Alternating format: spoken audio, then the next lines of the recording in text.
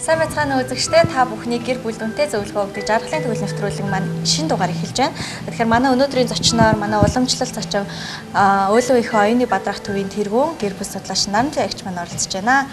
За сайн амарсан уу энэ өдрийн төргий. Энэ өдрийн төргий та нарт бас. Тэгэхээр бид нэвтрүүлгээрээ дамжуулаад их олон үнэтэй зөвлөгөөнүүд өгдөг байгаа. Бас таны олон жилийн турш хоримтлуулсан ажлын үр дүн та бас гэр бүлүүдэд их олон сайхан зөвлөгөөнүүдийг хүргэсээр ирсэн. Тэгэхээр таны хувьд бас энэ гэр бүлийн зөвлөгөөн дээр те одоо хүүхдүүд тэр дундаа хүүхдийн одоо хүмүүжлийн тал дээр өнөөдөр их ярих болжлоо. Тэгэхээр өмнө нь бол бага насны хүүхдүүдийн хүмүүжил дээр Монголын одоо уламжлалт гэр бүлийн одоо хүмүүжлийг их тийм дээгүүр түвшинд авч үздэг байсан. Өнөөдөр их эвдрээд байна гэсэн юм шүүмжлүүлээдэг. Та ер нь энтэй хэр их нийцдэг вэ? Ер нь одоо Монголын өнөөгийн хүүхдүүдийн те хүмүүжлийн тал дээр ер нь ямар учир дутагдaltaй зүйл байна гэж одоо яг шүү гэр бүл судлаач үздэг юм байна. Аливаа хөгжил бол уламжлалаас үүдэлтэй байх ёстой. Тэгээ миний хувьд бол уламжлалаас хаях зүйл бол байхгүй. Тэгвэл улам сайжруулад шинэ орчин үедээ тохируулад эцэг эхчүүд хүүхдээ хүн болгож хүншүүлж хүмүүжүүлэх ёстой юм болов уу гэж ингэж боддог. Тэгээ социалист нийгмээс ирсэн. Тэр нийгэмд бол төр засаг нь сургууль, аж ахуй нэгж байгууллага бүр нэгж болгон хүүхдийн хүмүүжлийн асуудал дээр маш их анхаарал тавьдаг бодлого байсан. Тэгээд энэ сүүлийн 23 жил нэлээд алдагдсан байгаа. Тэгээ ялангуяа сүүлийн үеийн хүүхдүүд гэж ярьж байна. Хэцүү хүүхдүүд гэж ярьж байна. Хүмүүжил дуулуургүй гэж байна. Том толгойтой гэж байна, тийм ээ. Хэрэглээ өндөртэй гэж байна, тийм ээ. Энийхэн бүрдүүлч бид нар өөрсдөө бүрдүүлчлээ. Тэгээ уламжлалаас дэндүү тасарсан учраас хүүхдүүдээс үлдээ дийлхэ болчлаа. Зарим нэг хэсэг нь ерөнхийдөө бол уламжлалыг бариад явж байгаа эцэг эхчүүд бол хүүхдүүдээ өөрийн төрүүлсэн үр хүүхчиг, өөрийн одоо амьдралыг үргэлжлүүлэх ирээдүйд илүү их сайхан аз жаргалтай амьдралыг бүтээн босгох тийм хүмүүжил боловсролыг өгч байгаа тийм. Бид зөвхөн хүүхдэд эцэг эхчүүд тийм ээ биеийн нөгөөд зогсохгүй ямар ч мэрэгжлийн тусгай мэрэгжлийн багш шаарддаггүй, ном шаарддаггүй, гадаадын мэрэгжилтэн шаарддаггүй зөвхөн гэр дотроо эцэг их болсон хүний хувьд өгдөг боловсрол гэж байдаг тийм ээ. Соёлын боловсрол гэж байгаа, хүмүүжлийн боловсрол гэж байгаа тийм ээ. Хүн болох боловсрол гэж байгаа, амьдрах ухааны боловсрол гэж байгаа. Тэгээд зөвхөн одоо ясэл цэцэрлэг сургууль юм а дүүшүүлэг зааж өгснөр нэг урлагийн жоохон спортын ч гэдэг юм урлагийн юм мэдрэмжтэй болгосноор хүүхдийг хүмүүжүүлчлээ гэж үзээд тэгээд 6 нас хүрэхээр нь хүүхдийг сургууль даатгах гэдэг юм л да. Тэгээд сургууль бол хүн болгох ажиллагаа хийхгүй. Тэнд бол академик боловсрол гэж ярьдаг. Математик, монгол хэл тийм ээ. Энэ шинжлэх ухааны боловсролуудыг ер нь бол төлхөө өгнө. Тэгээд хүн болох зан харьцааны хувьд ирээдүйд насан туршдаа ямар хүн болох вэ гэдгийг бол 0-оос 6 наснд гэрийн нөхцөлд эцэг их багш, аав багш, ээж багш хүн зөвхөн энэ хүүхдүүдэд амьдрах ухааны насанд нь тохирсон юм харилцаануудыг хийх хэрэгтэй байгаа. Тэгэхээр бид мэдээж хэрэг 0-оос 1 насны хүүхэд гэж нера хүүхэд гэж ярьж байгаа тийм ээ. Энэ нера насны хүүхдийн өөрийн онцлог тохирсон мэдрэмж гэж байдаг тийм ээ. Хүүхдэд харилцах, яаж харилцах хэрэгтэй байдаг. Ямар шин мэдлэг мэдээллүүдийг өгөх хэрэгтэй. 0-оос 1 насны хүүхэд. 0-оос 3 насны хүүхэд хүн байх төлөвшлийн 50-60% авцсан байдаг гэж үзээд байгаа. Тэгхийн бол 0-оос 3 насны хүүхдэд ирээдүйд 80-90 нас хүртэл хэн болох вэ гэдэг суур төлөвшил явагдаж байна гэдэг утгаар эцэг эхчүүд илүү их нандин хаан хатан шиг хайрлж инкрилсэн тийм ээ үргэлжил одоо болно бүтэн ямар сайхан ямар гайхалтай хүүхэд вэ энэ цорын ганц давтагдчихгүй дахин давтагдчихгүй ийм өсөж хөгжиж байгаа бүтээл юм шүү тийм ээ өөрсдийн бүтээсэн хайраас ургаж гарсан бүтээл юм шүү гэдэг ийм ерөнхий хараагаар хүүхдүүд рүүгээ харж эхлэх цаг нь болцсон. Тэгээ бид өөрсдийн өмч шимшиг хүүхдтэйгээ харьцснаас тийм их ламбардын сэтгэлгээ гэж ярьдаг тийм хүүхдтэйгээ тийм тэгвэл тэгнэ ингүүл ингэн гэсэн ийм буруу хүмүүжил явагдаад байна. Сэтгэлийн хүмүүжил бол явагдахгүй байна. Хамгийн түрүүлээд хүүхдийг хүн болох ёс суртахуун хүмүүжил гэж яриад байгаа асуудал дээр эхийн цагаан сүв 0-оос 2 нас хүртэл юугаар ч орлуулшгүй байгалаас өгөгдөж байгаа бүх дархлаа тийм ээ сэтгэл зүй, баруун зүүн тарих хөгжих тийм ээ.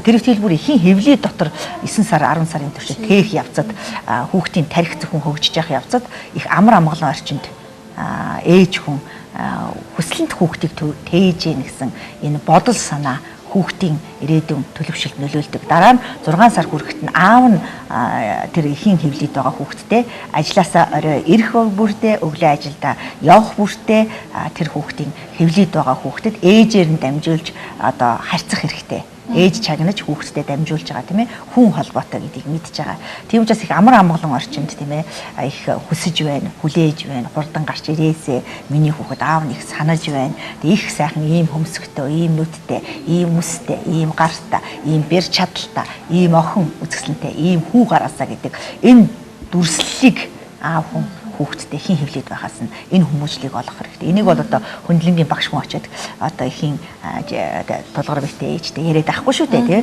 Тэгэхээр бүр хүүхэд үүсгэхээс өмнө бүр тэгж ярих юм бол тийм ээ. Хүүхэд үүсгэхээс өмнө хүмүүжлийн суурь тавигддаг гэж бас ярина. Анхныхын багш нь аав нь ах нь шүү дээ. Анхны багш нь аав нь байна.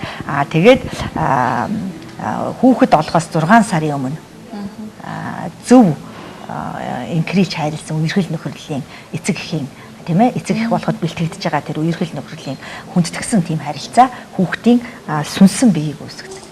7 төрлийн бие байдаг гэж ярьдаг тийм ээ. Тэгээ сүнсэн бие нь хүүхэд төрөхөөс өмнө 6 сарын туршид үерхэл хийж байгаа, хамт кино үзэж байгаа, хамт мэдээлэл солилцож байгаа, хамтдаа зугаалж байгаа, хамтдаа маш сайхан байгалийн үзэсгэлэнтэй газар очиж байгаа. Хамгийн сайн сайхан үг яриаг үерхэл хийж байгаа дурлалт тосууд ярьж байдаг тийм ээ. Энэ дурлалт ярьж байгаа яриа их хүндэтгэлийн бишрэлтэй байж чадах юм бол хүүхдийн маш сайн суурь тавигдана. Суурь өвчнгөө хүүхд гэж ярьдаг тийм ээ. Айдас байхгүй гэж тийм ээ. Яах гэж хүүхдтэй болчихоо гэж залуу ээжүүд маш их ярихыг бид сонссон тийм ээ. Хүсэж хүүхдээ 9 сар тээгээсээ хүссэн залуутаагаа тийм ээ. Дотны харьцаанд ороосоо тийм ээ. Аав ч гэсэн жирэмсэн хүүхдтэй болчлоо гэдгийг сонсонгуудаа битгий цухтаасаа тийм ээ. Тэгээ энэ гэмтэл өвчтдөг л да. Тэгээд аав нь одоо хүүхдээ голсон ч юм уу цаг нь болоогүй штэ ч гэдэг юм уу тийм ээ. Чи төлөвлөх хэрэгтэй байсан ч гэдэг. Би чамтай сууна гэж тооцоолоогүй байсан штэ ч гэдэг. Энэ их аимшигтын өгнүүдийг сонсоход хүүхдийн ирээдүйн төлөвшлийн асуудал дээр нөлөөлөд идэг гэж судлаачид үздэг л дээ. Тийм учраас ер нь маш их бодож иж харилцаа хийж хүүхэд үүсгэх асуудал хийхгүй бол хүүхдийн ирээдүйн хүмүүжлийн асуудал дээр доголдол гараад эхэлдэг. Ээж ав засч чадхаа болцсон байдаг байхгүй юу. 3-аас 6 наснд нь хаан шиг их тойголж исэн бол хатан шиг ямблуулна. Тэгээ үргэлжил болно ямар зоригтой вэ ирээдүйд хэн болох вэ гэдэг дээр нь байнга яриа үүсгэж өгнө. Тийм ээ хүүхэд бол нэг 4 нас хүрээд ирэхин цагт худлаа ярьж эхэлдэг шүү тийм ээ. Би одоо ингэсэн байна, тэгсэн байна. Би ийм бурхан болчлоо, ийм багны захирал болчлоо, ийм болчлоо гэж тийм ээ. Би их дэлхийн нэртэй тамирчин болчлоо гэж ингэж их өөрөө өөртөө ярьж эхэлдэг байхгүй 4 настай хүүхдийг хэрв эцэг их чагнаж чадах юм бол тэр чагнасан үед нь их өөгшүүлж явах хэрэгтэй. Тий, үнэхээр ямар гайхалтай юм бэ? Тэр үедээ чи бүр тэгээрээ гэж улам тэрийг дэвэргэж ярьж өгч явах хэрэгтэй. Тэгэхээр чи бити худлаа яриад дуугаа байж гэдэг юм уу, тийм ээ? Тэгээд хүүхдийг бол бага насны хүүхдийг ялангуяа 15-аас 30 минут л компьютерийн телевизийн өмнө суулгах хэрэгтэй гэдэг бүр судлаачдын тийм гаргасан судалгаа байдаг байхгүй. Тэгэхээр бид нар 15-аас 30 минут суулгадаг билүү? 3 цаг, 5 цаг, 8 цагаар телевизийн урд, компьютерийн урд хүүхэлдэйн кино тавьж өгөө суулгадаг тийм ээ. Энэ одоо тархин хөгжихгүй гажигтай болох энэ донтох гэж ярьдаг тийм ээ. Донтчоос үлдэн тэрнээсээ буцааж хүүхдээ татаж гаргаж ирэх гэхээр гаргаж ирч чадхаа болцсон байдаг асуудал тэр 0-6 наснд үүсдэг. Хамгийн их бүх талын чадвар 3 настай, 4 настай, 5 настай хүүхдүүд гарч ирдэг. 3 настай хүүхдүүд гэр үсэг 35 үсэг зааж өгөх юм бол хамгийн хурдтайгаар сурна. 14 хоногийн туршид тийм ээ 35 үсгийг нүдлээд үсгэлээд уншдаг болсон байдаг. 3 настай хүүхэд тийм ээ. Манад бол яг 6 хүрчээж бүтэн жилийн туршид заана гэж ингэж үзэж байгаа юм удаашралтай явагдаж байгаа тийм ээ. Тэгэхээр шинжлэх ухааны эсрэг ярьж байгаа би. Энэ бол дандаа туршилт хийсэн судлаачдын яриа учраас хүүхэд хэрв заяа тийм ээ чи хөгжүүлж чадах юм бол юунд ч хүрэх бололцоотой. Эхлээд их хөлийн заа гэж бүх судлаачид. Эхлээд үндсэн Монгол гэдэг хэлийн заа. Тэгэд монгол хэлээр ярьж бичиж 3 настайд нь сургасны дараа, 4 настайд нь сургасны дараа гадаад хэл рүү оруулах. Тэгээ юу ч мэдгүй хүүхдээ гадаадаар сэтгэдэг болгочоод эргээд зэрэмдэг монголоор ярьж чадахгүй, монголоор бичиж чадахгүй, монголоор ингэж төсөөлж чадахгүй хүүхдүүдийг бий болгочоод байна шүү дээ. Ажилд орох гэхлээр нөгөө бүх албан бичгүүд нь одоо төр засгийн ажлын албан бичгүүд нь эсвэл үгсгийн алдаатай, эсвэл одоо утгын алдаатай өгнөд гарч ирж байгаа чинь анханасаа 0-6 наснд нь тэр их хэлээр нь сэтгүүлж чадаагүй, харилцаж чадаагүй ийм эцэг эхчүүдийн аллаад 6-аас 14 настай хүүхдийг манай Монгол өвгд юу гэж хэлж ийнө гэхээр амьдрах ухааны сургалтанд морь мал шиг гэрийн ажил ахуй амьдралтай танилцуул гэж. Тэгээ 6 настай хүүхдийг октоодыг болдог хөвгүүдийг ялгаагүй зүү утас бариулаад эхлээд тавьж чадахыг зааж өгөх хэрэгтэй. Маш сонирхолтой. Энэ бол маш олон эцэг эхчүүдэд би зөвлөж ирсэн. Маш олон эцэг эхчүүд энэ нэг тавьж зааж өгсөн одоо 10 минутын сургалтын ажиллагаа бүтэн сар манай хүүхэд энэ өдрөөс хойш гэртээ байсан онгорхой бүх зүйлийг оёлоо. Тий. Өөрийнхөө төвшөнд ойж гин. Тэгээ маш сонирхолтой байна. Улам сайжирч гин. Улам тэгшгэн ойж гин. Ерөөс өөрийнхөө хувцсны үлгүүрийг хүртэл ойчж гин. Тэгээ ийм одоо амьдралын чадвар мөн шүү дээ, тийм ээ.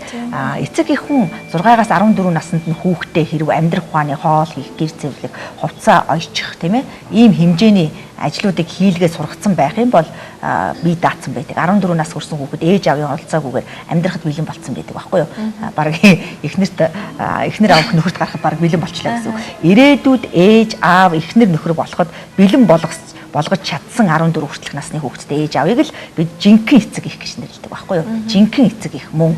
Ягаад гэвэл эхнэрээрээ хийлгэсэнгүү, өмнөөр нь орсонгүү, тийм ээ, хүүхдийг яг хөдөлмөрөөр хүмүүжүүлнэ гэдэг асуудлыг 6-аас 14 наснд, 15 хүртэлх наснд яригдана. Хөдөлмөр хийлгэжээж, шилжилтийн нас хөдөлмөр хийлгэжээж, хайр дурлалын харилцааг зөв, үерхэл нөхрөлийн харилцааг зөв тийш нь залнуу болохоос биш, юу ч хийхгүй өмнөөр нь эцэг их нь ажлыг хийж өгчөөд хүүхдэд зөв хүмүүжүүлж гин, хайрлж гин гэж үздэг. Тэгээд баахан брендийн хувцас ч байдаг юм, өндөр төлбөртэй хувцас. Тийм ээ, одоо сардан солидог ч юм уу, тийм ээ. Эцэг нь өөрөөсөө болохоор бараг 33 10 барьчаад хүүхдтэй болохоор сая төгрөгийн нууц бариулаад байгаа байхгүй. Энэ юунд сургаж байна? Бэлэнчлэх гэдэг харилцаанд сургаж байна. Эргээд хүүхдийнхаа хэрэглээг дийлхэ болно.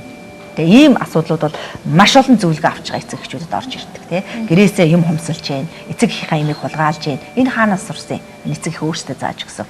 Тэгээ дээрэс нь эцэг эхчүүд ер нь бол бага насны хүүхдийг баг гэж гололгүй хажууд нь чөлөөтэй худлаа ярьдаг.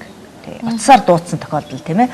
Ээж нь ярих болцоогүй байх гэж хэлээрэ гэж ингэж зүгээр хэлж болно. Үннээр нь гэтэл байхгүй гэж хэл. Байхгүй гэж хэл гэж ингэж худлаа ярьдаг байхгүй. Тэгэхээр хүүхэд нь хизээ нэгэн цагт ээж авдаа байхгүй гэж худлаа ярьдаг байхгүй. Яг тэр ээж аавынхаа зааж өгсөн ажиллагааг л өөрт нь хийж үзүүлнэ шүү дээ. Тэгээд эрэгтэй эмэгтэй хүүхдийг 14 нас хүрсэн цаг үеэс нь эхлээд хөвгүүдийн, охтуудын, аавуудын, ээжүүдийн, эхнэрийн, нөхрийн гэдэг ажлыг салж эхлэх ёстой. Эрэгтэй 14 наснаас нь эхлээд. Эрэгтэй хүүхд бол аль болох гэрээс гарсан ажиллагаануудыг сурна. Тэгээ хөдөө орон нутаг явуулах гэж зөвхөн байшин дотороор хүмүүжлийн асуудлыг сэтгэж болохгүй. Тэгээ ялангуяа эрэгтэй хүүхдүүдийг бие бэлдрийн хувьд, тийм ээ, дугуулан секцэд маш их 14 наснаас нь явуулах хэрэгтэй. Булчин ширмэс нь хөгжин, биеийн хөгжин. Тэгээ маш их компьютерийн урд суудаг зөвхөн одоо биеийн тамираар хичээлдэг хүүхдүүдийн бие бэлдэр ирээдүйд бүсгүй хүн таалагдах билүү? Таалагдахгүй, тийм ээ. Октоудаас асуудаг чи ямар хөвгөө ирээдүйн нөхөр чинь ямар байвал гоё их гоё булчинлаг, их гоё спортлог гэж, тийм ээ, их гоё гэж ярьдаг штэ, тийм ээ. Их өгөөмөр октоудад хараал хэлдэггүй, октоудыг их, тийм ээ, зөөлөн харилцаагаар, зөөлөн үг яриагаар ярьдаг гэх мэт. Энэ үгийг хүүхэд хаанаас авах, эцэг гэхээс гэр дотроосоо сурдаг. Аав хүн ээж рүүгээ ярьсан, ээж хүн аав руугаа ярьсан ярианаас сурна.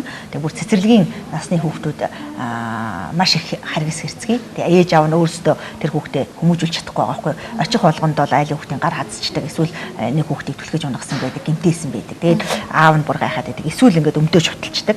Өмдөө шутлаад тэгээ бүксээ гаргачаад ингээд яваад байдаг. Тэг энэ яагаад ингээд аав гайхаад байгаа байхгүй. Тэгээд эсвэл сохтоод аав гэжтэй тэгдэг байна уу? Эсвэл хаанаас юм сурсан байна, тийм ээ? Их олон цагаар порно кино үзүүлсэн байна уу? Эсвэл телевиз хэвлэл мэдээллийн буруу мэдээллүүдийг хүүхдэд их багаас нь үзүүлчих гэсэн учраас ирээ цээрээ алдсан. Болно болохгүй сайн муу гэдэг зүйлийг ялгаж харилцах асуудал дээр маш очир дутагдaltaй байгаа эцэг эхчүүд.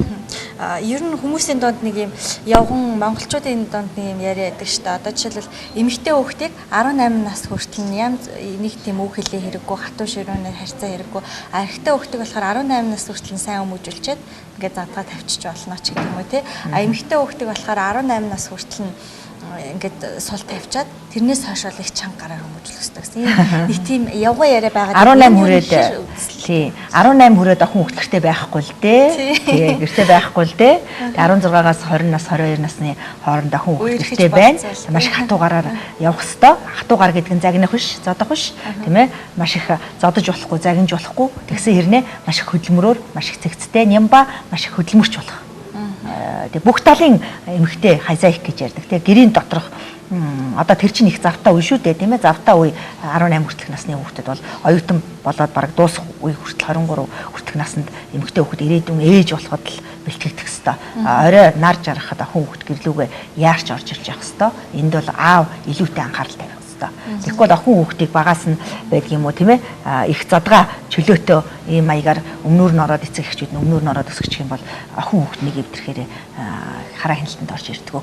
Хяналтын албаны ажиллагаанд эцгийн гэрт байхад эцгийн одоо хяналтанд ор эцгийн зааварчилгаанд ор эцгийн сургаалыг дагаж мөрдөж амьдрах хэрэгтэй шүү дээ. Ерөнхийдөө бол тэгээд 20-наас 18 нас хүрээд ирэхин цагт нөхрөө дагаад нөхрийнхээ шин соёлд уусаж нэгдээд өөрийнхөө амьдралаас авсан сайн сайхан зүйлүүдэд илүү үлгэр жишээ үзүүлээд ингээл хоёр талаас ахаад шин соёл үсээд явна. Ер нь аав ээжигээ бидний өсгсөн одоо би жишээлбэл 4 хүүхэд төрүүлсэн өсгөж яах гэхэд бол миний хүмүүжлийг авах 100% авах нэг ч хүүхэд байхгүй. Тэд өөрсдийнхөө нөхрийг дагаж явах хэрэгтэй. Тэд өөрсдийнхөө шин соёлыг үүсгэх хэрэгтэй. Өөрсдийнхөө нийгэмд тохирсон шин соёлыг үүсгэн. Гэхдээ эцэг эхийн суурь тийм ээ төлөвшил гэдэг нь бол салт сарнихгүй батвих гэр бүл ээж нь аваа хүндэлдэг, аав нь ээжээ хүндэлдэг ч юм уу хуурч мэхлэхгүй байх асуудал дээр ер нь өдөр тутам байн гарч явах асуудлыг дагдаг. Эрэгтэй хүүхдийг бол ялангуяа нэлээд эсэргээрээ жаахан чөлөөтэй ер нь бол 18 нас хүртэл эрэгтэй хүүхдийг бол нэлээ өөртөө ихтэй зоригтой тэмүүлэлтэй ер нь бол эцэгтэй ихтэй өссөн бүрэн дүүрэн гэр бүлд өссөн хүүхд бол өөртөө нэлээд ихтэй алдсан ч онсон ч ерөнхийдөө би эцэг байна их байна би бол айх юм байхгүй гэсэн ийм байдлаар өссөн дээр гэдгийг хатуугаараар гэвэл эрэгтэй хүүхэд сэтгэж задарч чадхаа болчдгийг. Тэгээд ерөнхийдөө өөрийнх нь хүслээр нь байлгаал 18 хүртэл 18-аас дээш наснд нь хөдөлмөр хийлгэн тоглоод эрхлээд байгаа хүүхдийг бол гэрээ ажил хийлгээл номонд дурлаад байгаа хүүхдийг бол ер нь номыг уншуулчих хэрэгтэй гэдэг нь шүү дээ.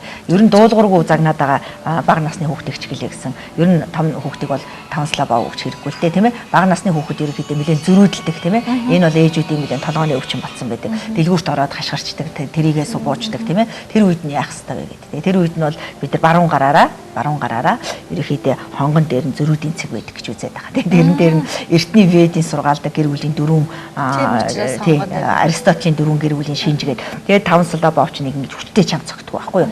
Суран бүсддгөө байхгүй юу? Ер нь өөрийнх нь энэ гараар зүгээр хонгон дээр нь баруун гараараа ингэж барьж агаад дөргөөж өгөх хэрэгтэй байдаг байхгүй юу? Тэрийг их хүчтэйгээр буруу хийгээд байгаа. Харгислын хэрцгийлийн өвдөх маягаар хийгээд байгаа. Тэр бол өвдгсөн зүйл бол хижээц сайн зүйлд хүргэдэг тийм ээ. Махан өвдөн, ясан өвдөн, арьсан өвдөн, бүх юм нь сэтгэл зүрхэн өвдөн, насан туршдаа өвчнөд хөвгт болно. Тэгээд хин нэг хайрлаж байгаа нэгээд зохих болдог, цодох болдог тийм ээ. Энэ их буруу зүйл байна. Өнөөдөр бас захим ертөнц гарч ирснээс хойш нийгэмд их одоо хүмүүсийн одоо харилцаа их ил болж эхэлж байна л да. Тухайлах юм бол ингээд одоо 10 жилийн хүүхдүүдийг ингээд фэйсбүүкийн одоо хуудсыг ингээ хараа сууж хахад хаяан зүрийн хараалын өгч хэлдэг юм уу те ер нь хоорондоо харилцаж байгаа хэм маяг нэг тийм үнэхээр бүдүүлэгч юм уу яг тийм анзаарэгдэж байна л да. Тэгэхээр яг ингээд жишээлбэл тань дээр их олон орж ирдэг болов яг өсвөр наснаасаа ч юм уу ингээд зан харилцааны хувьд их тийм доголдолтой болсон үнэхээр хэцүү болсон тий ээж аав нь яхаа мэдтгүй ийм хүүхдүүд их байна л да. Тэгэхээр та яг энэ хүмүүст ямар зөвлөгөө өгч буцаадаг вэ? Энэ бол гэмэн урдаа гимшлэн хойно гэдэг амьдрал эхэлсэн байгаа тийм ээ. Хайр амсаагүй хайрын дутагдлалд орсон хүүхдүүд харгас хэрцгий харьцаа хийдэг байхгүй юу? Ээж аав нь магадгүй амьдралын төлөө гэж явж байгаа. Гадаад оронд хүүхдээ өвөө эмэд нархиод явсан, ах トゥ удаа орхиод явчихсан. Яг л тэр нөгөө ээж минь аав минь байгаасаа гэсэн 18 наснаас хойш эцэг эхтэйгээ цуг амьдрахгүй шүү дээ. Яг 14 ер нь л бол 14 нас хүртэл эцэг эхийн хэрэгцээ байгаа. 14-өөс дээш наснд л эцэг эхийн хэрэгцээ бараг л байхгүй болчдөг байхгүй юу? Тэр үед нь эцэг эхчүүд эсвэл байхгүй байсан, эсвэл хөдөө өсгсөн, эсвэл өөрсдөөсөө тусдаа байлгаж ирсэн байдаг байхгүй юу? Эсвэл үрчлүүлсэн байдаг байхгүй юу? Энэ яг эцэг эхтэйгээ хамтдаа байх ёстой. Тэр 0-аас 14 нас шилжилтийн нас хүрнэ гэдэг чинь хүүхдээс насанд хүрсэн хүний одоо шинж тэмдгүүд илрээд эхлэн шүү дээ. 99 боловсроод, өндгийс нь боловсроод аав ээж болоход бэлэн болоод ирнэ. Тэгээ бидний өөрчлөлт ороод ирэхэд хүүхд өөртөө харьцангуй ихтэй болчдгийг, ээж аавын өдөөс зөрдөг болчдгийг, шууд дургуцлаа илэрхийлдэг болчдөг байхгүй. 14 хүртэл хүүхд бол эцэг эхийнхээ өдөөс юм ярьдгүй шүү дээ. Ер нь л заал гэдэг. Дотроо дургуцсан ч гэсэн өөрийгөө илэрхийлэх чадвартай өсгсөн нэг эцэг эх бай, чадваргүй үргэлж ингэж дуулууртаа чагнах хэрэгтэй гэдгийг номлоцсон эцэг эхчүүд бас байдаг байхгүй. Тэгэхээр хүүхдүүд бол харьцангуй өөр айл болгонд хүүхэд болгонд өөр зөвлөгөө шаарддаг. Энэ бүдүүлэг хиллэг аав амны уншлага болгоод хэлсэн. Тэрийг одоо жишээлбэл гэртээ тийм ээ сайн сайхны төлөө эрүүл энхийн төлөө гэж хундаг толгож уудаг эцэгчүүд байдаг баггүй юу? Хүүхдийн дээргээд. Тэгэхээр ерөнхийдөө аз жаргалд хүрэхийн тулд, сайн сайхан амьдрахын тулд ерөнхийдөө хундаг тулгах хэрэгтэй гэдэг. Хундаг тулгаж ээж, хүн хор хэрглэж ээж, хүн самуурч ээж аз жаргал гэдэг зүйлийн тухай бодож эхлэх юм байна гэж. Ийм боловсролыг багаас нөхцөн. Тэгээд шөнө 10 болцсон, 11 болцсон байхад насан туршийн хүүхдийг архинд яваад ирдэг баггүй юу? Тамхинд яваад ирдэг баггүй юу? Тэгэхээр энэ бол зүүн хэвийн асуудал учраас тэр архи тамхиг дагаж үргэлж бүдүүлэг үг явж идэг тийм ээ. Архи тамхиг дагаж үргэлж одоо хараал явж идэг тийм ээ. Тэрээс эрүүл саруулаар ерөнхийдөө нэг хүчрэг хүн хараагаад идэг. Өвчтөл биш бол ерөнхийдөө. Тэгэхээр нийгэм тэр чигт их бухимдалтай байгаа учраас өөрийнх нь хайрлсан эхнэр нь итгэл алдсан, хайрлсан нөхөр нь итгэл алдсан, эцэг эх нь итгэл алдсан, найз нөхд нь итгэл алдсан. Ийм одоо нэлээд хэцүү цаг үед амьдарч таарлаа. Тэгээ энэ цаг үед бол хараалын асуудал бол хүүхдүүд рүү шууд шилжиж байгаа. Томчуул хийж байгаа. Хүүхдүүд өөрсдөө сайн дураараа хараал хэлээл, сайн дураараа фэйсбүүк дээр хараал хэлээд байна гэж байхгүй шүү дээ. Томчуулын чи твиттер хараараа. Тэр үргэлж хараалтай байдаг байхгүй юу? Яагаад хараалаар ярьдаг юм бол хараахгүйгээр зүгээр хэлчих болдгоо юм бата. Хүн мэдхгүйдээ алдаа ярьж болно. Биний ярьж байгаа яриад алдаа байж болно шүү дээ. Заавал намайг хараах ямар хэрэгтэй тийм ээ? Хараахгүй байж болно. Мэдхгүйдээ ингэж ярьж яах гэж хүн яагаад бодож болдгоо юм? Энэ хүний ярьж байгаа өнцгөөс би ойлгохыг хичээдэй гэж яагаад ойлгож болдгоо тийм ээ? Тэгээ заавал ингэж харааснараа тэр гэр бүл хараагдж байгаа. Ерөнхийдөө бол хайртай нөхөр хайртай эхнэрээ хараадаг. Хайртай эхнэр нь хайртай нөхрөө хараадаг. Хайртай эхнэр нөхөр нийлж хагаад хүүхдээ хараадаг. Хөндлөнгийн хүнийг бол хараана гэсэн ойлголт байхгүй. Мэдэхгүй учраас. Хайртай хүмүүс л бие бинийгээ хараадаг. Энэ асуудлыг зогсоох юм бол бидний өсвөр үе болсон хүүхдүүд томчуулаас хараалын үг сураад байхгүй. Тэгээд сайн үг, муу үг, цагаан үг, хар үг, алуурчин үг, амжилтын үг гэж байдаг байхгүй. Хүний одоо амнаас гарч байгаа. Тэгэхээр ер нь амжилт гаргасан хүмүүс хараал хэлээгүй гэдгийг та нар хараараа судлаад үзээрэй. Ер нь одоо 1000 хүн хариуцсан ч гэдэг юм 5000 хүн хариуцсан. Ерөнхийдөө нэлээд амжилт өндөрт гарсан хүмүүс бол хараал хэлдэггүй. Хараалаас өөрийгөө ангижруулсан байдаг байхгүй юу? Ангижруулсан байдгийг. Нэлээд хараал хэлж байгаа хүн болохоор энэ хараал хэлж байгаа амьдрал нь яг ажил дээр амжилт гаргаад байгаа юм шиг мөртөө гэр нь авах юм байхгүй. Эхнэр нь хажууд нь инээдэггүй, уйлж идэг. Ягаад гэвэл тэр хүн тийм ээ хараал хэлдэг учраас. Чиний хажууд байгаа хүүхдүүд инээж ивэл эцэг их зүг байна гэж бод. Чиний хажууд байгаа эцэг их уйлж ивэл тэгээ эхнэр нь уйлаад хүүхд нь уйлж байгаа бол чи буруу байна гэж эрчүүд өөр дээрээ анхаарах хэрэгтэй. Бүсгүйчүүд бол эрчүүдийг дагаж уралдаж харааж байгаа. Тэгээ сүүлийн үед бол эрэгтэй хүн хараадаг гэдэг ойлголт болцсон тийм ээ. Эмэгтэй хүн бас хараадаг болцсон тийм ээ. Нөхөр нь муухай хараал хэлэхэд эхнэр нь урдаас нь хараал хэлэх бол зогсдгүй маа. Тийм учраас би хараал огт хэлдэггүй байжгаад нөхрөө дагаж хараасаар хагаад хараал хэлээ сурцсан юм а гэж дийлэн хүүхнүүд хэлдэг. Ер нь бүсгүй хүний амнаас бол хараал гарах ёсгүй. Тэгээ хараал гарах ёсгүй. Бид нар уулаг алдахтаа хүртэл хараадаг болцсон шүү дээ тийм ээ. Тэгэхээр бүдүүлэг хүүхдийн амнаас гарах уу? Тэгэхээр ээж автай шууд холбоотой ахын л та. Ер нь 18 жишээлбэл энэ нэг бас үг гэдэг л та нөгөө хүүхдээ хайрлах гэвэл ээжийг нь хайрл гэсэн тийм. Энтэй бас санал нийлэх л ахлаа. Ер нь хүүхдээ хайртай бол тийм ээ. Аав хүн хүүхдтэй хайртай бол эхийг нь хайрлах ёстой л гэж ахгүй юу? Ерөнхийдөө бол эхнэрээ хайрлах чадахгүй хүүхдээ хайрлах уу? Хайрлах уу? Хүүхдэд төрүүлж өгсөн эхийг хайрлахгүйгээр хүүхдэд ингэж салгаж авч хайрлчихлаар эхнэр нь яах вэ? Хүүхд нь яах вэ? Эцгийг үзий ядах вэ? Яаж ч хайрлсан? Тийм ээ? Насанд хүрээд чадaltaй болоод, орлоготой болоод эдийн засгийн эрхчлэлд гараад ирэхин цаг зөвхөн ээжигээ харж үзэх байхгүй юу? Эсвэл муухай хүүхэд бол яг аав шигээ ээжигээ дарамтлж эхэлдэг юм. Бас тэгсэн тохиолдол байдаг. Насанд туршдаа аав нь ээжийн одоо гар хүрчээсэн, хүчрхийлжсэн тийм ээ? Ээж бол төвчжсэн. 20 жил төвчсөн байхгүй юу? Гэтэл залгуулад хүүхэд нь хүчрхийлэгч болоод эхийгээ бас ялгаагүй хараадаг. Ээж бол тэрийг бол яах вэ тийм ээ? Эхнэр хүн бол ерөнхийдөө агуулдаа, эмэгтэй хүн бол агуу ахгүй юу? Тий. Зовлон жаргал болгож хувирахын тулд бид хүнтэй суудаг ахгүй юу? Зовлон гэдэг, шаналл гэдэг, ганцаардал гэдэг, өлсгөлөн гэдэг, гачигдал гэдэг бүх зүйлийг жаргал, цэнгэл болгож хувирахын тулд эмэгтэй хүн гэр бүл болдог. Тэгээд энийг одоо зовлон жаргал болгоод хувиргацсан бүсгүйчүүд нийгэмд бас маш их байна. Тэд өөрсдөө сурталчилж чадахгүй байна. Тэгээ энэ жаргал болгож хувиргасан хүмүүс үр шим нь хүүхдүүд нь олж гарч ирдэг. Ээж ерөнхийдөө гэрийн доторх ерөнхий сайд шүү дээ. Тэ? Баялагын 85% ээжийн гарт байгаа. Аав хэдийгээр явна мөнгө олно их нэртэй тушаахаас өөр аргагүй. Тэр хоолоо хийлгэхийн тулд юм авгаалахын тулд тийм ээ хувцас авч өмсөхийн тулд ятгахтай амьд дотор хувцас авч авахын тулд хүүхдээ өсгүүлэхийн тулд мөнгө тушаахаас өөр аргагүй. Ямар ч хэрцгий аав мөнгөө ихнэр тушаадаг байхгүй юу? Ихнэр эдийн засгийн их боловсралтай байх хэрэгтэй байгаа. Ихнэр эдийн засгийн боловсрал авахгүйгээр нөхөртөө таалагдана гэж байхгүй. Нөхрийн авчирсан 200 мянган төгрөгийг 2 сая болгож хүргэж чаддаг. Тэр боловсрал болохоор бас хүүхдэд маш их амьдрах ухааны боловсрал өгдөг байхгүй. Тэгээд 50% нь академик гэж сургуулиас авдаг боловсрал, 50% нь эцэг эхийн гэр дотроо хийж үзүүлж байгаа боловсрал. Бид нар цаг байхгүй гэдэг. Одоо нөгөө бага насны хүүхдүүд чинь ингэж ярьж байсан. Хүүхэд байх сайхан гэдэг дуу. Хүүхэд байх яасан хэцүү вэ гэж дуулж байгаа шүү дээ. Хүүхэд байх яасан хэцүү вэ? Насанд хүрэх юмсан. Эрх чөлөөтэй бусдыг доромжилдог болох юмсан.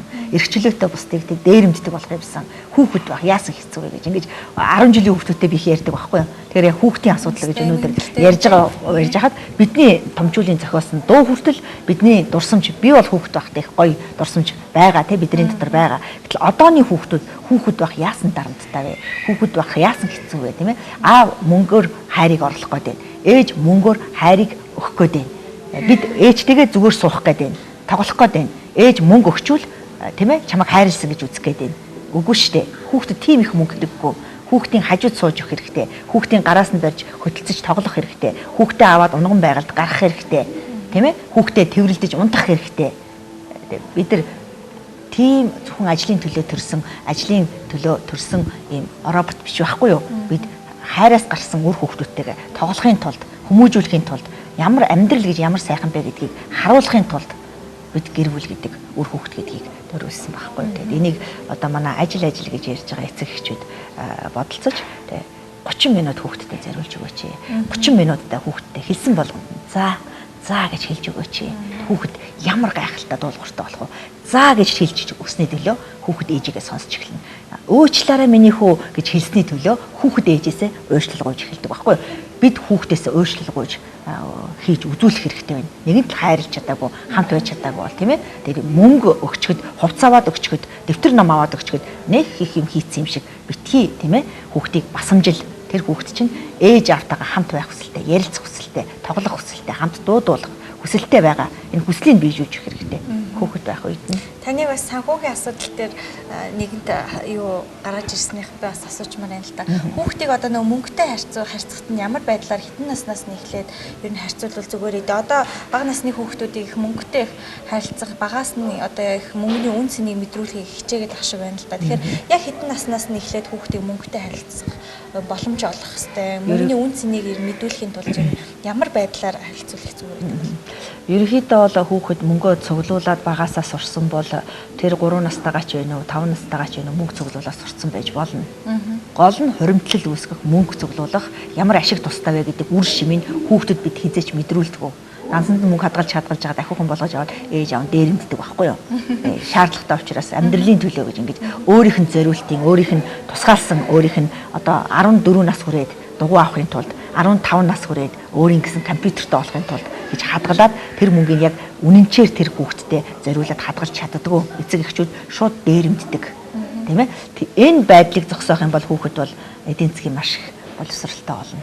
Тэгээ хуримтлал хийгээ сурсан чи хуримтлал хийгээд чиний мөнгө чинь 100 боллоо гэдэг ингээд шагналдаг байт тийм ээ. Чиний мөнгө чинь 200 мянга боллоо гэдэг гоё ном авч өгөөд тийм ээ. Миний хүү мөнгөө цуглуулад 300 мянгатаа болж чадлаа гэдэг ингээд багаас нь чадах юм бол мөнгөгүй хүн ч хүүхдээ эдийн засгийн эрх чөлөөнд хүргэсэн байдгийг. Цэвэрлэгч хүн сард 250 мянган төгрөгийн цалин авдаг хүн ч хүүхдээ эдийн засгийн боловсралтай болгоёг болгож болно. Үрлэгэн зарлаган болгоёг болгож болно. Тэгээ энэ бол нарийн ухаан хэрэгтэй л дээ. 14 хүрээд ирэхин цагт хүүхдүүдэд өрхийн санхүү төсвөө ерөнхийдөө хэрэгжүүлэхийн тулд миний охин үргэлж ариун цэврийн хэрэгсэл, савн, боог тийм ээ сард авдаг 0-ын цаас ч гэдэг юм, оо сойдч гэдэг юм. Энийг чи авах хэрэгтэй шүү. За өдөр тутам авдаг шин талах, шин одоо сүү тараг ч гэдэг юм уу тийм ээ өндөг. Тэгээ энийг болохоор миний хүү авах хэрэгтэй шүү гэдэг. Ингээд сарынхаа санхүүжилтийг хувааж өгöd эхлээд 7 хоногоор хувааж өгöd дараа нь 14 хоногоор дараа нь сараар хувааж өгöd тэр хүүхдүүд өдөр болгон яг энэ одоо гэрт хэрэгцээтэй зүйлүүдийг хэрэгжүүлээ сурцсан байх юм бол эцэг эхүүн нуруунд дээрээс ачааг авч хайна гэсэн үг. Тэгээ энийг бас эцэг эхчүүд хүүхдэд хийхгүй л байна л да. Тэгээ гой төрөвч авч өгöd мөнгө хадгалуулаа тий. Хадгалсныхын төлөө тэрийг шалгадаг. Эцэг эхчүүд үр дүнгээ шалгадаг байхгүй юу? Тэгээ дагалдуулаад цуг мөнгөө цуглуулад ээж нь бас мөнгө цуглуулсан. Ээжийнх нь мөнгөнд байгаа, чиний мөнгөнд байгаа шүү гэд ингээд хамт хадгалж байгаагаа харуулдаггүй. Хизээч ээж мөнгө хадгалж байгааг хараагүй байхгүй юу? Тэгээд хүүхэд хаанаас үлгэрч жишээ авах вэ? Тий. Ерөнхийдөө бэлэн юм дээр туйлж өссөн бүх юмыг бэлэн хийж өгсөн хүүхдийн сайн зүйл гэж бол байхгүй гэдэг хорвоо ертөнцөөр одоо дэлхийн бүх 200 гаруй орнд батлагдсан байгаа. Ер нь жаахан хомс байхгүй зовлон гүцсэн хүн өндөрлөгт гардаг юм байлээ. Жаахан бэлэн юм дээр туйлсан хүүхэд эсвэл хар тамхинд ордог, эсвэл гэмт хэрэгтэн болдог, эсвэл дээрэм тонол хийдэг, эсвэл эцэг ихаан чихийг үргэлж улаалгаж ирсэн тийм ээ. Одоо мөнгөтэй хүмүүсийн зөвлөгөө дандаа тийм л байгаа шүү дээ. Одоо энэ хүүхдийг яах вэ? Энэ хүүхдийг яах вэ? Тийм ээ. Ингээл тийшээгээ гэрээсээ мөнгө аяга авч яваа, тийшээгээ найзуудтайгаа шоудсан байна, ийшээгээ бүтэн ресторан даагаад ингэсэн байна, тэгсэн байна. Ийм л юм ярьж байгаа шүү дээ. Тэгэхээр энэ ерөөсө мөнгөндөө биш юм аа, сэтгэлдээ юм аа. Тий. Хайрлах миний хүүхэд бол миний үргэлжлэл, миний мөрөөдлийн үргэлжлэл, миний одоо хийж дуусгаагүй бүх зүйлийг дуусгах ёстой гэдэг утгаар харин ажил дээрээ дагуулж чичээд хийдэг ажлынхаа хүнд бэрхшээлтэй асуудлуудыг үзүүлэх хэрэгтэй, хамт хийх хэрэгтэй. Зөв. Энд бас нөгөө бид нэг орхигдуулж болохгүй зүйл нь эцэггүй ч юм уу эсвэл ихгүй ч юм уу те ийм өсөж байгаа хүүхдүүдийг эцэг эхчүүд нь одоо ямар байдлаар эцгийг нөхдөг ч юм уу эхийг нөхдөг энэ байдлаар ер нь яаж нөхөхд нөхүүлэх зүгээр гэдэг юм бол маш олон үзэгчид бас энэ өөрийнхөө хүүхдийг ганцаараа өсгөө явж байгаа олон эцэг эхчүүд байгаа шүү дээ те өрх толгоос. Тэгэхээр эдгээр хүүхдийн хүмүүжилт одоо энэ эцэг эхийн завсар зай ер нь ямар үр давхартай байд юм бол тэгээд энийг нь ер нь яаж ямар аргаар эерэг байдлаар нөхөж болох вэ? Яагаад аавгүй ээжгүй болчихвоо гэдэг нь бас хамгийн чухал нь. Салаад хаяад явчихв, хорвоогоос хайлаад бурхан болоод явчихв, тэ аваар осолд ороод орхиод явчихв. Энэ нь чухал байхгүй юу? За юу. Зүгээр хайчихсан эцэг хэн байдаг. Зүгээр хайчихсан. Би жишээлбэл маш олон халамжийн тийм төвүүдээр очиж үзсэн. Тэнд бол хүн үсэхгүй байна. Тэнд бол одоо амтэн гэх нь хаашаа тийм ээ. Маш их удаан хөгжих, маш их удаан төлөвшөх, Монгол оронд маш их хор хөнөөл учруулах, өөрсөндөө маш их цаг хугацаа гарцдах тийм л одоо байдал харагддаг. Тий. Хүн хогийн шүүрдэж өгдөг, хүн хоолыг хийж өгдөг, хүн хувцсыг авч өгдөг. Бүх одоо халамжийн гэдэг нэр дор улсаас бүх одоо гадны хүн хийж өгдөг. Төрүүлсэн эцэг ихтэй хүүхэд хүртэл өөрийнхөө унтсан орыг хүртэл хураах хэрэгтэй тийм ээ. Тэнд тийм юм хийгддэг. Хүн өмнөөс нь хийж өгдөг учраас яаж ч одоо халамжийн төвөөс гараад гэмт хэрэгтэн болоод байгаа учраас ахаад насанд хүрсэн 18-аас дээш насны амьдралд орон ортол нь ажил төрөлтөй болоод гэртээ болон болтол нь ахаад халамжийн төв нээгдсэн шүү дээ тийм ээ. Ахаад халамжийн том болсон насанд хүрсэн халамж нь нээгдээд насан туршдаа монголчууд халамжаар явах юм байна л да.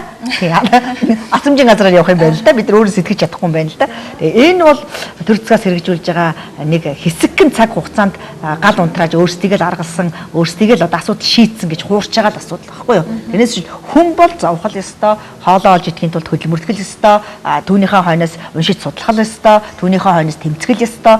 Ажилд оруулахад ерөөсө 3-аас илүү хоног явдаг гэж байгаа байхгүй юу. Тий. Тэнд байгаа хүн надтай муухай харьцлаа. Тэр ажил нь хүнд санагдлаа. Би юу нэг ажлыг хийхгүй. Хөдөлмөрийн биржээр бол дандаа тийм ингээд ерөөсө ажил сэгэлж идэг. Хүн ажлыг голох эрх байхгүй. Уг нь бол эцэг ихтэй өссөн, эцэг хэн зөв хүмүүжүүлсэн айлын хүүхдүүд бол хөдөлмөрч байдаг байхгүй юу? Амьдрахын тулд эцэг яаж ийн, эх яаж ийн, яаж өдөр шөнөгүй явж ийн, хоол олж идэхийн тулд тийм ээ. Илүү байгаад байгаа юм шүү эцэг ихтэйгээ байгаа нь илүү байна. Гэтэл хагас өнчин бүтэн өнчин хүүхдүүдийн хорвоогоос цаг бусаар тийм ээ явъя гээгүй хэтэл нь явчихсан хүүхдүүд бол маш их хаттай, маш хөдөлмөрч бас баялагын эзэн болох ийм зориг тэмүүлэлтэй байдаг байхгүй юу? Зүгээр санаандгүй олцоод санаандгүй хайчаад гэсэн иймэрхүү нэг ганц хүмүүс байгаа шүү дээ тийм ээ. Ганцаараа өсгөчий энэ муу залуугаар яад гэж гэдэг юм ингээ өөртөө ингээд эцгийг ингээд явуулчихсан. Ийм гэр бүлд бол хүүхдүүд бас сэтгэлгээний хувьд арай л биш. Бүрэн дүүрэн сэтгэж чадахгүй зэрэмдэг. Тэг ганцхан ингээд гаргүй хөлгүй хэлгүй дүлий хүүхдүүд хөшлийн бэрхшээлтэй биш шүү дээ. Эцэг ихгүй өссөн хүүхэд хөшлийн бэрхшээлтэй байхгүй юу? Ямар шалтгаанаар вэ гэдэг. Хорвоогоос аав нь явцсан хүүхэд бол эцэг эхийг өөрийнх нь нялх биенээс эхлээд өөр дээрээ авцсан байдгийг. Аав нь байгаа. Одоо би нэг жишээ хэлж өгье. Нэг охин зөвлөгөө авч ирсэн ээж нь хурж ирээ тийм ээ. Маш онц сурдаг байсан. Бараг л 2-3 сартаагаас л тэр өөрийнх нь төрсэн эцэг байж штэ. Гэмт хэрэг хийгээд 10 хэдэн жилээр ял аваад явцсан байхгүй эрхээ асуулаад. Тэгээ ээж нь удаачгүй ээжэтэл бас эхнэр нь нас орцсон нэг хүүхэнтэй нийлсэн байхгүй юу. Тэгээ тэр залуу нэг хүүхэдтэй үлдсэн. Энэ бүсгүй нөхөр нь шоронд яваад бас нэг хүүхэдтэй үлдсэн. Тэр хоёр нийлсэн. Хоёр хүүхэдтэй ингээд зэрэг өсгсөн байхгүй юу. Маш гайхалтай тэр аавын ажлыг хийсэн тэр нөгөө хойд эцэг нь. Тэгээд ааваа хойд эцэг гэж мэддэггүй байжгаад маш онц сурж агаад хойд эцгээгээд мэдсэн чинь тэр хүүхэд доголдолд орсон. Би түрүүс эцгээ хармаар байна гэж. Тэгээ гид хичээлдээ хойсон. Маш муудсан. Ээж нь маш их санаа зовсон. Тэгээ хаагуурч яваад тэр хүүхдийг зүгээр болгож чадаагүй. Тий. Ерөөсө гэртээ байхаа болцсон тэр хүүхд. Тэгээ ингээд тэр хүүхдийг ингээд яриад ярилцаад үзэхээр тийм ээ. Тэр ааваа харах. Тэр аав байгаа гэдэг үгийг хэлснээс хойш юунд ч анхаарал нь төвлөрөхөө болцсон гэж байгаа байхгүй юу? Зөвхөн ааваа л харах юмсан. Алуурчин байсан ч хамаагүй. Би ааваа л хармаар байна. Тийм бодолтой. Тэгээд бүр одоо 100 хараа чангад байгаа тэр хорхот байгаа аав дээр наваачаад 10 хэдэн жил хорхот байсан ямар л байх вэ тийм ээ? Шүд нүүр ам тийм ээ? Ерөөс бүх юм эрхэн хязгаарлагдаад тэр чинь маш хэцүү нөхцөл байгаа шүү дээ. Тэгээд тэр хүүхэд аавыгаа хараад ингээд яг тэр өөрийнх хойд ихтэй аавтаа цугацсан гэж байгаа ээж тэгээд тэр аав дээр очиод ингээд яалтчгүй тэр хүний хүүхэд мөн гэж ингээд мэдсэн гэж байгаа байхгүй. Тэгээ очиод бүр ингээд бархираад ингээд аавыгаа тавираад зураад. Тэгээд гарч ирээрээ би таныг маш сайхан амьдруулна гэж тэр охин хэлсэн. Тэгэл тэр асуудал болсноос хойш тэр охин маш гайхалтай сурлагада бүр илүү ирч хүчтэй сайжраад ерөөхдөө аав руугаа байнга цагтлуулчдаг. Аав ч гэсэн сэргэж ирсэн гэж байгаа. Ер нь хүн холбоо гэдэг ген удамшил гэдэг зүйл бол ер нь бол тэр гэмт хэрэгтэн байна уу, баян хоосон байна уу ялгаагүй. Тэр бол шууд хүүхдэд бол нөлөөлнө гэж ингэж үзэж байгаа. Тэгэхээр зүгээр байгаа эцгээ харж чадахгүй бүх хүүхдүүд л зовлонтой. Тэр өөр газар эцэг нь байгаа тийм ээ өөр хүнтэй суугаад ихийн хаяа явчихсан. Тэ ээждээ гомддог. Та яаж иж аргалж байгаад хажуудаа байлгаж болоогүй мүү? Олон гэр бүл бас нөгөө хүүхдүүдэд бодоод ч гэдэг юм уу те ингээл гэр бүлээ салах гэжсэн бол болол ингээл хоорондын харилцаа хүрсэн ч гэсэн хүүхдүүдэд бодоод бид нэр ингээд тийм аа тэгсэн ирнэ хоорондын харилцаа маань их сайн биш гэсэн юм юунууд эртгэлтэй. Тэгэхээр тэдгээр маань мэдээч хүүхдүүдэд мэдрэгддэг бах те. Тэгэхээр энэ бас хүүхдийн сэтгэл зүйн байлаа. Хоёрын хооронд айш авиртай хэрүүлтэй тийм ээ уучлаад ч байгаа юм шиг уучлаагүй ч юм шиг тийм ээ басамжлаад дарамтлаад яг тэр одоо би чамтаа хүүхдээс болж зөвхөн амьдарч байгаа гэдэг бол маш муухай үг. Доромжиллийн үг байхгүй юу? Тий. Энэ хүүхэд гараад ирсэн л учраас би чамд хайргүй ч гэсэн амьдарч гин гэдэг бол маш хариуцлагагүй муу хүний хэлдэг үг байхгүй юу? Тэрийг сайн сайхан болгох тал дээр ажиллагаа хийж болно шүү дээ. Тий. Цаг хугацаа өнгөрөхөд огт хайргүй хүмүүс хайртай болцсон байдаг шүү дээ. Зүгээр гэрэлсэн хүмүүс хүртэл бие биенийгээ гэсэн сэтгэлээр өгье, туслая, дэмжиж, тийм ээ гэд хүүхдээ өсөж хөгжиж байгааг хараад баяссандаа болоод хүүхдийнхэн тэр сайн сайхан энэ хоёр улам левтэй болоосаа энэ хоёр чи миний ээж аав шүү дээ гэсэн бодлоос болоод маш гайхалтай харилцаа үүсгэсэн хүмүүс байж дээ тэр хувь хүнээсээ л болж байгаа. Тэр одоо төвчээргүй байна, бэлэн юмд дуртай, бэлэн ханхууд дуртай, бэлэн гүнжид дуртай, бэлэн сайханд дуртай, аз жаргал сайхан зүйл бол бэлэн орж ирэхгүй. Хизээч бэлэн орж ирэхгүй. Тэг үргэлж чи зовлон чинь одоо амжилтын үндэс болж ээж жаахан хөлс гаргаж жаахан одоо сэтгэл гаргаж ээж л тэр аз жаргал сайн сайхан харилцааг л бүрдүүлдэг юм. Харилцаа сайхан шууд босхгүй штэ. 80 хүртэл бие бинийгээ хүмүүжүүлж байгаа үгүй юм байдгийн штэ.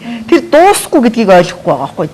Тэр хүмүүжүүлэх ойлголт байхгүй шүү гэдгийг л ойлгохгүй байна. Бие бинийгээ л одоо чичсэн чавганцаа гэл хамгийн муухай үгээр дуудсан тийм ээ. Нэртэй хүнийг хүртэл нэрлж чадахгүй, хамт байгаад нь хүртэл талархаж чадахгүй, хамтдаа хоол хуваагаад эзэндээ хүртэл хөгжиж чадахгүй тийм ээ.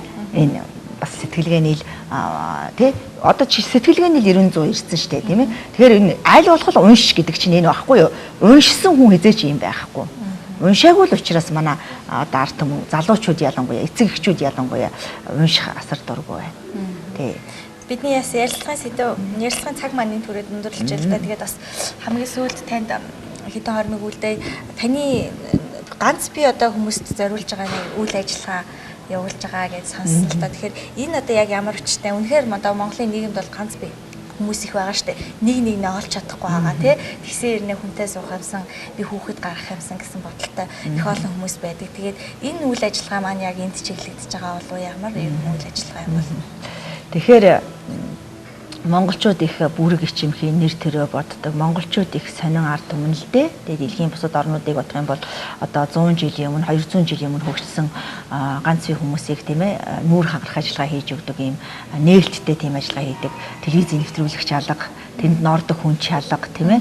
Тэгэхээр мэрэгжлийн судлаач хүний хувьд 2006 оноос хойш бага багаар 1500-аад хүнийг ерөнхийдөө ятган синхруулдаг, боловсрал өгдөг, зөвлөгөө өгдөг, гэр бүлтэй болоход найзаас нь салгаж өгдөг ч юм уу тийм ээ. Ийм нээлттэй сургалтын ажиллагаа хийдэг. Тэгээ сүүлийн 7 сар, 8 сар, 9 сар, 10 сард бол манайхаар их олон зуун залуучууд ирсэн. Зөвхөн тэнд ирэхийн тулд тийм ээ. Сургууль төгссөн. За яг 10 төгссөн байж болно. Амьдрах ухаанаа олцсон. Яг такси барьж болно. Цалинтай. Гэр бүл аваад явах чадвартай. Хүнийг төрөвч гэж харахааргүй. Тийм ээ. Тийм 25-аас 45 насны хүмүүс сар болгоны 2 дахь хагас өдөр кемписки дээр ирж байна. Тэр бол айцгүй ирдэг болж байна. Тэгээ эхний ирж байгаа хүмүүс бол айж ирнэ, ичиж ирнэ. Би мэдж байгаа. Тэгээ тэр яаж айцаас нь гарах уу? Яаж сайхан угтаж авах уу?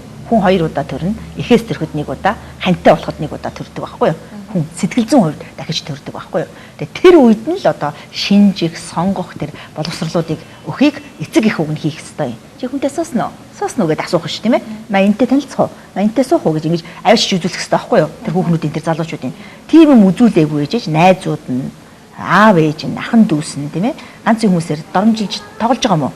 Тийм учраас одоо энэ жилийг дуустал дараа жил ерөнхийдөө миний гэр бүл сэтгэл зүйн зөвлөгөө өгдөг, хүүхдэд сэтгэл зүйн зөвлөгөө өгдөг ажиллагаа ерөнхийдөө бол байгууллага руу ороод дийлэнхтэй бол ганц бие хүмүүсийг маш олноор нь цуглуулж сэтгэл зүйн тийм сургалтанд үйлчлэгэнд сэтгэл заслын энэ ажиллагаанд оруулж хооронд нь харилцуулах ажиллагаа яаж байгаа юм. За баярлалаа. Таны энэ үйлсээ бас амжилт хүсье. Үзэгчтэй манай жаргалын төвөл нэвтрүүлэг маань энэ түрээд өндөрлөж байна. За манай өнөөдрийн зочноор Өөлийн өхөө оюуны бадрах төвийн тэргүүн. За гэр бүл судлаач Намцын агч маань оролцлоо. Дараагийн дугаараар дахин уулзлаа. Түр баяртай.